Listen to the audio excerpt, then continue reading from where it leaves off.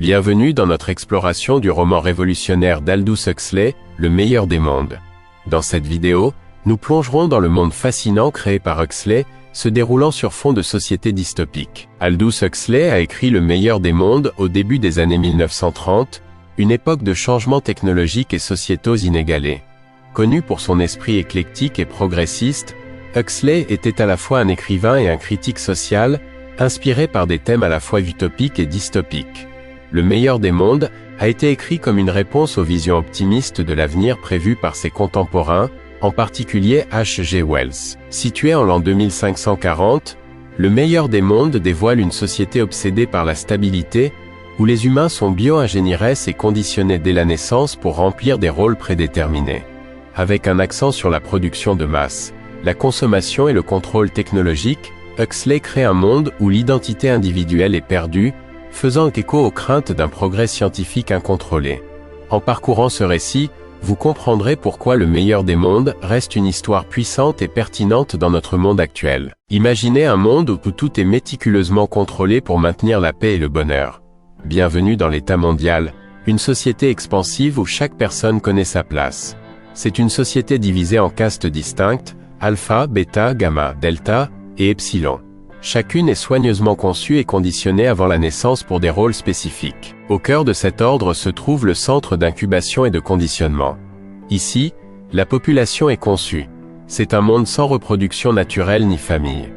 Des humains standardisés sont cultivés dans des flacons et conditionnés par l'hypnopédie, ou l'apprentissage durant le sommeil, assurant que chaque individu s'intègre parfaitement dans la structure sociétale. Les citoyens mènent des vies dépourvues de stress ou de conflits, aidés par une drogue merveilleuse appelée soma. Une petite dose, et tous les sentiments négatifs s'évaporent. C'est le bonheur à la demande. Pourtant, sous cet aspect technicolore de stabilité, l'individualité et les émotions véritables sont systématiquement supprimées. Le coût d'une telle utopie est profond, nous laissant interroger sur la valeur de la véritable liberté. En approfondissant notre exploration de cette société structurée, nous rencontrons deux individus uniques, Bernard Marx et Lénina Krohn, qui remettent en question et incarnent ces constructions sociétales de manière inattendue. Dans ce monde contrôlé, Bernard Marx est un peu une anomalie. Bien qu'étant un alpha+, il se sent déplacé, en proie à un complexe d'infériorité dû à sa plus petite stature.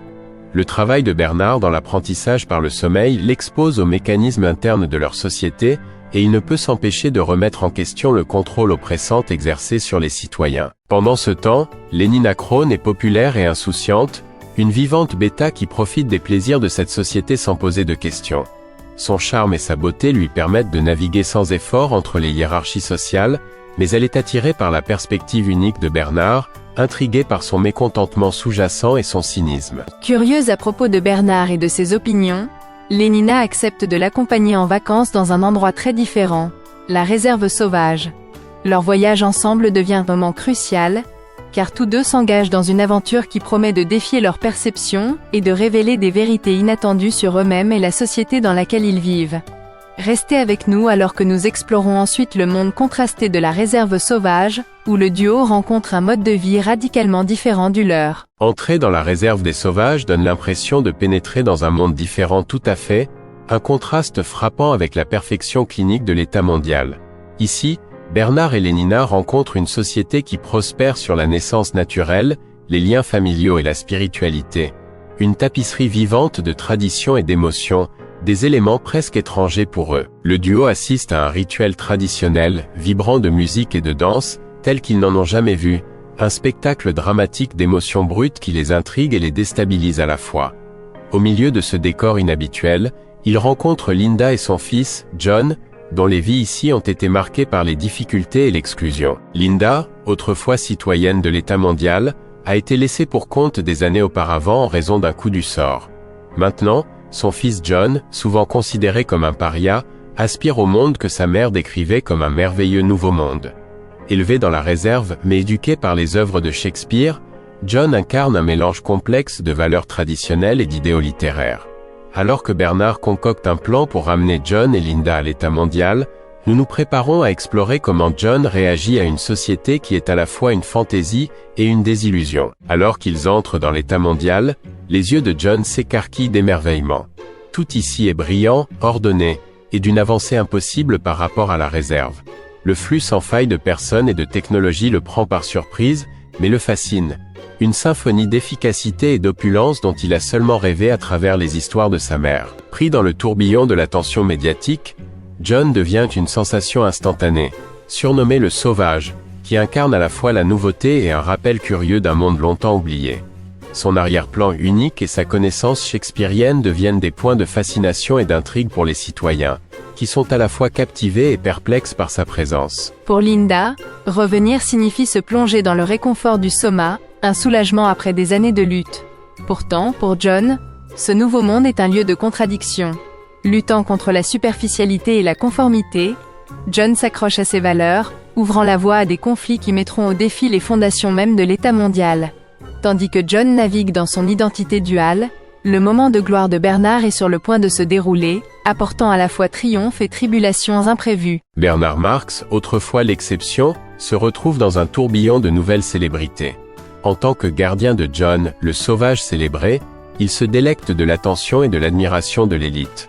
Autrefois méprisant des normes sociétales, Bernard se réjouit maintenant de la vie haute, profitant des privilèges et du pouvoir que son association avec John lui a conféré. Pourtant, ce succès éphémère porte ses propres fardeaux.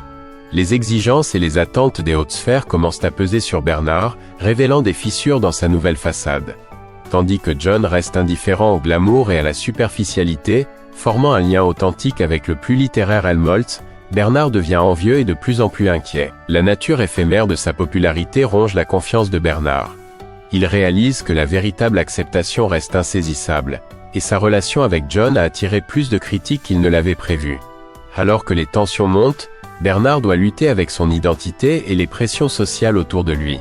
Un rappel poignant du coût de l'ambition.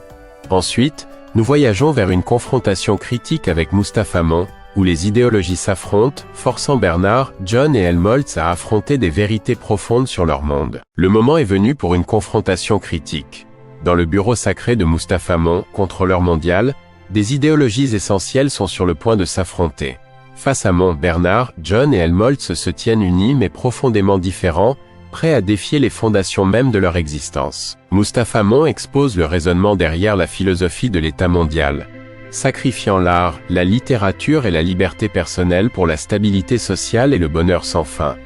Alors que Mon défend le compromis de l'individualité pour le bonheur sociétal, John s'oppose avec ferveur, plaidant pour le droit de ressentir toute la gamme des émotions humaines, même le malheur. Citant Shakespeare, John plaide pour une expérience humaine authentique, défiant Monde à considérer la valeur de la souffrance dans la quête de la véritable liberté et de l'intégrité. Helmholtz, face à l'exil, embrasse la perspective d'une vie remplie de créativité authentique, tandis que les supplications de Bernard pour une autre chance pèsent lourdement dans l'air. Cette confrontation marque un tournant, semant les graines d'une réflexion profonde qui mènera John sur un chemin de solitude et d'introspection profonde, alors qu'il lutte avec les conséquences de cette réalité troublante. Cherchant la solitude, John se retire dans un phare désolé, loin des regards indiscrets de la civilisation. Un dernier refuge où il espère se purifier de la corruption du monde. Ici, dans l'étreinte de la nature, il tente de créer une vie définie par ses propres valeurs, libre de la prise étouffante du contrôle technologique et des attentes sociétales. Mais le monde n'oublie pas. Intrigués par son isolement, les foules et les médias descendent dans la retraite de John, désireux de capturer et de sensationnaliser sa quête d'authenticité. Submergé par l'intrusion, la solitude de John est brisée, et sa lutte entre le désir de connexion et le besoin de refuge devient douloureusement aiguë. Lors d'une confrontation finale avec le désespoir, John succombe au conflit écrasant en lui, incapable de concilier les idéaux qu'il chérit avec la réalité à laquelle il est confronté. Sa fin tragique est à la fois un puissant témoignage de ses convictions et une profonde réflexion sur le coût de la recherche d'une humanité authentique dans un monde qui n'en offre aucune.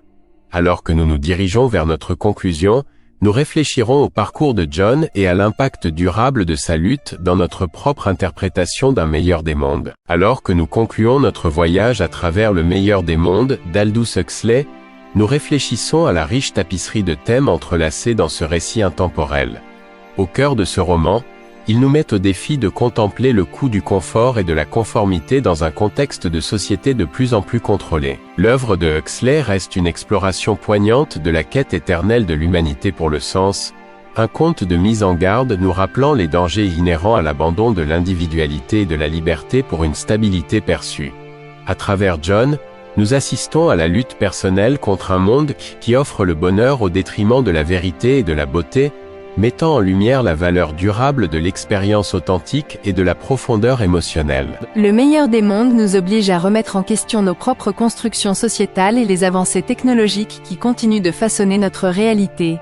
Alors que nous naviguons vers un avenir où l'intelligence artificielle, le génie biologique et la connectivité numérique redéfinissent le potentiel humain, les idées de Huxley résonnent plus que jamais, nous exhortant à préserver ce qui nous rend uniques en tant qu'humains, notre capacité à aimer, à créer de l'art et à l'introspection. Merci de vous être joints à nous dans cette exploration. Nous espérons que ce voyage à travers le meilleur des mondes inspire une réflexion profonde et un dialogue dans votre propre vie.